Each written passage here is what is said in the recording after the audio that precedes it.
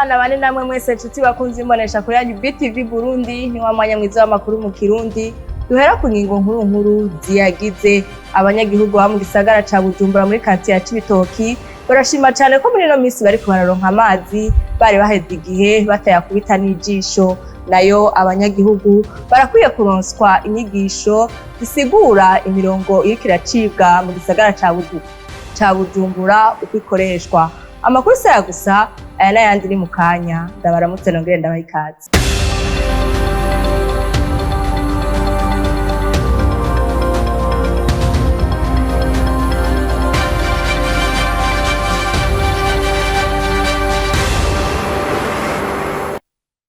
Ndasubiye kubaramutsa nongera ndabaha ikaze muri ano makuru. Abanyagihugu ba muri site ya Sobere komine Mutimbuzi mu ntara ya Bujumbura barafise ibibazo bitandukanye vy'imibereho bagasaba leta ko yo bagarukirako. Ni inkuru twateguriwe na Ange Negrita Irakoze. Abo n'abenegihugu baba muri site ya Sobere komine Mutimbuzi ni mu ntara ya Bujumbura aho bavuga ko bafise ibibazo bitandukanye haba uburaro n'amazi meza hamwe n'ibindi nkuko bamwe muri abo babitwiganiye.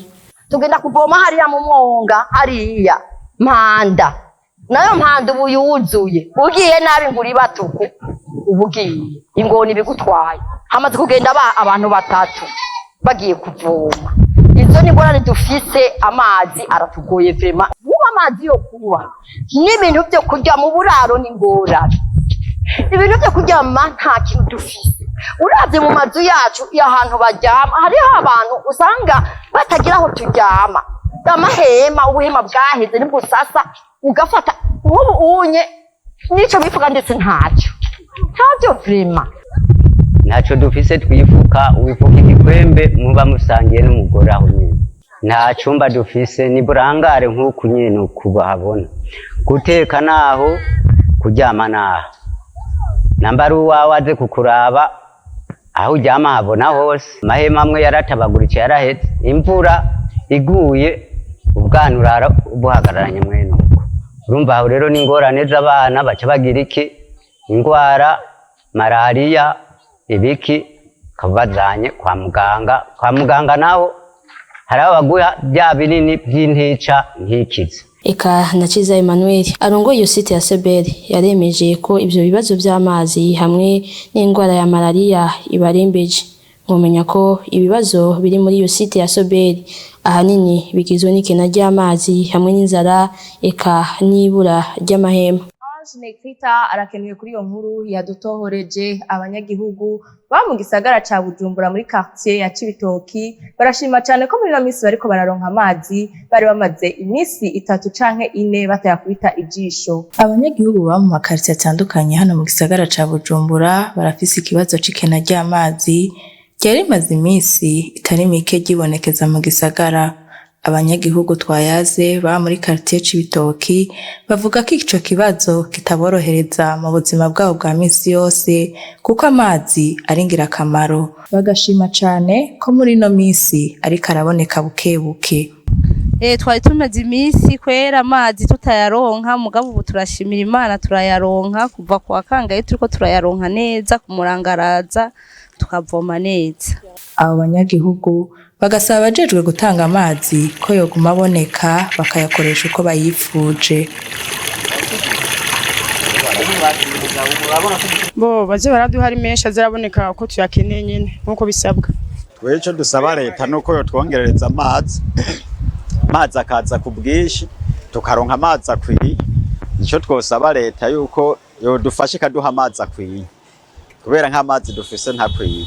Ivyo biruko mu gihe hahora hera imisi 3 canke 4 atanima ry'amazi babona. Abanyagihugu basaba kuronswa inyigisho ikwiye kugira ngo basigurirwe imirongo irikiracibwa mu gisagara ca Bujumbura uko ikoreshwa. Ni nkuru twateguriwe na Raphael Nyandwi. Abakoresha amabarabara barakwiye kuronswa inyigisho kugira bamenye uko ibimenyetso biriko bishigwa ku mabarabara uko bikoreshwa. Ivyo bivugwa n'abari mwishira hamwe Semao Afya Bora yiyemeje kwigisha abanyagihugu bijanye no kwirinda amasanganya yo mwibarabara. Kugendesha ibi vyuma turabona yuko abarundi nubwo buronse permis de conduire wayiciye kenshi urabona ko bumenyi bafise abari buke mu bijanye no gutwara imiduga mu Burundi. mu ncamake harakenewe ko bigishwa ibijanye n'ibi bimenyetso ubushikiranganje biriko buracapa mw'ibarabara, abashoferi bakaba bicaye bafise nk'urupapuro rwemeza yuko bakurikiranye izo nyigisho neza kandi bazikurikiranye umwanya ukwiye, bakabaha akarangamutima ko kuba umushoferi. Abari muri iryo shirahamwe banamenyesheje akamaro k'ivyo bimenyetso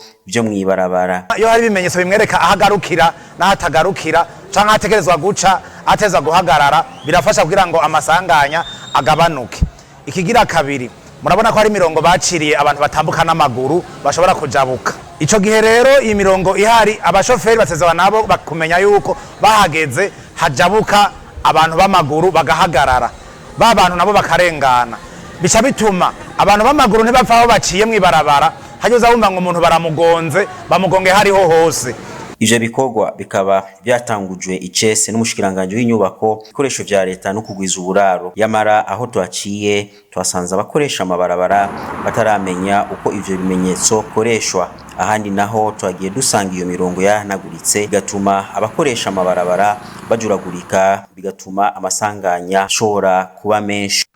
Nyandwi nawe narakeneye kuri iyo nkuru yadutorohereje abunguruza abantu n'ibintu hano mu gisagara ca Bujumbura no mu gihugu hagati. Barashima ingingo yafashwe yo kugabanya amabariyeri y'abapolisi baraba ivyangombwa vy'ingendeshwa vyabo ngo kuko vyahora bibatesha umwanya. Ange Nekrita irakoze.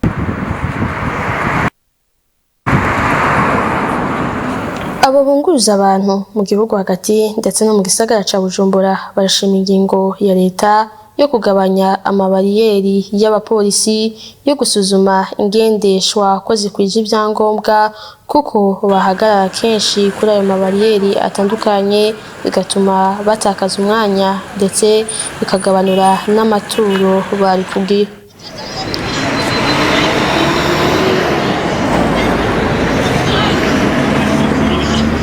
Ariko abo bunguruza abantu bakavuga ko ubu bugiye korosha uruja n'uruza ndetse n'amaturo akiyongera. Iyo ngingo yo kugabanya ayo mabariyeri ikaba yafashwe n'uburongoye igipolisi c'u Burundi igenekerezo rya 4/0 umwaka wa 2023.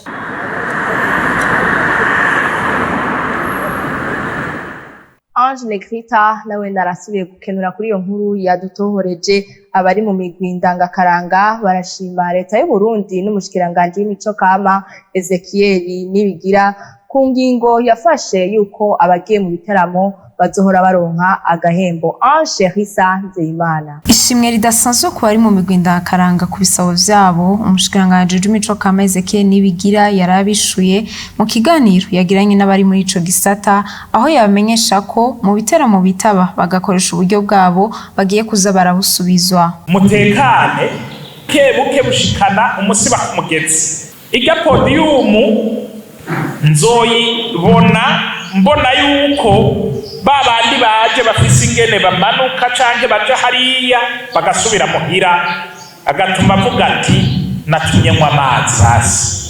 Nayo bamwe mu basanzwe baserukira imigwi ndangakaranga twaganiriye bavuga ko ari iteka kuba umushikiranganje yabonye ko bikenewe maze agafata ingingo ko yobihagurukira. Ni ikintu c'iteka kidasanzwe kuko hajya umukuru ntavuga aravumera. Umushikiranganje w'imico kama ubwiwe akabona yuko bitegerezwa gukorwa mu buryo iyo duhejeje ibikorwa tukagenda twishima yuko twari imbere y'abavyeyi, urumva kuri twebwe no gukenguruka. Cyo tubona yuko ari intambwe idasanzwe, cyo tubona yuko imico n'akaranga ihagurukiwe kandi iriko irahabwa agaciro, ko himbagwa tukabona yuko twaserukanye imico n'akaranga kandi tukaganuka tuzi neza yuko twashimiwe bikwiye.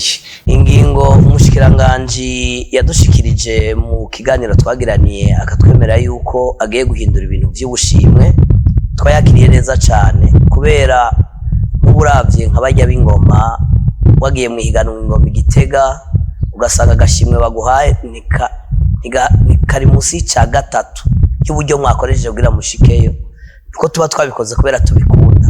Rero bizotanga inguvu nyinshi kuri bene kuvuza izo ngoma hama bizana umusaruro no mu bindi bikorwa byose by'akaranga. Nararyohewe cyane kuko n'umuntu ubona yuko ibintu turimo abyumva abikunda kandi adutahura cyane, arumva yuko tutarira gusema ujya kuntu twitanga mugabo hageze competition tugataha uko nyene urabona ko avyumva cane.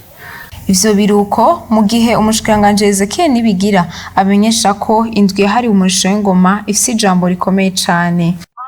Hisanze Imana na wene arakenuye akabe nayo nkuru ya nyuma duciye turangiza ko amakuru yacu twari twabateguriye kuri uno munsi. Reka nshimire bagenzi banje bafashije kuyatorokanya hirya no hino ngo ndayabashikirize atankomanzi. Nibagiye gushimira abari mu buhinga bw'ivyuma Jules Boris Ingabire na Cizaniki, shimire Jessica Karen Ingabire yarahagaririye, shima nawe mwese mwariko murayakurikirana. Ndayifuriza kubandanya mugira ibihe vyiza n'imbonesha kuri yanyu BTV Burundi. Imana ibahezagire naho ubutaha.